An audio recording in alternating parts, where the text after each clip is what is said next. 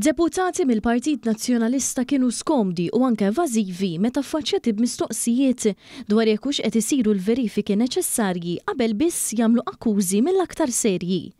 Minkejja dan bqajna bla tweġibiet xierqa anke jekk ġiet organizzata konferenza tal-aħbarijiet mill-kelliema Ivan Castillo u Darin Karabot fejn ukoll saru akkużi simili.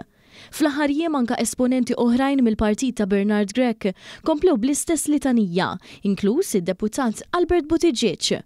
Permezz tal-midja soċjali Buttigieg ippubblika ittri u kontijiet tal-kumpanija Epic li rċieva d-dar tiegħu iżda indirizzati lil persuni barranin.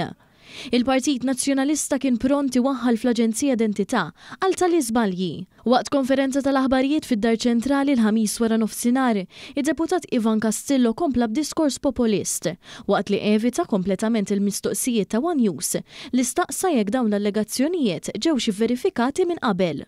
U saħansitra prova jwaqa' għaċċajt il-mistoqsijiet ta' din il-Kamra tal-Aħbarijiet. Mirfil Castillo, fuq il-Midja Soċjali deputat tal-PN ippubblika ittri u kontijiet tal-Epic.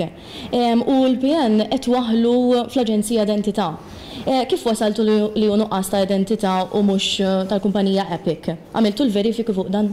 Well, qegħdin jiġu u qegħdin jisaqsu mistoqsijiet in partikolari. Minkejja dan u baqa' ma konfermax li l-PN għamel xi stħarriġ dwar il-fatti u indika li donnu l-fatti mhumiex importanti.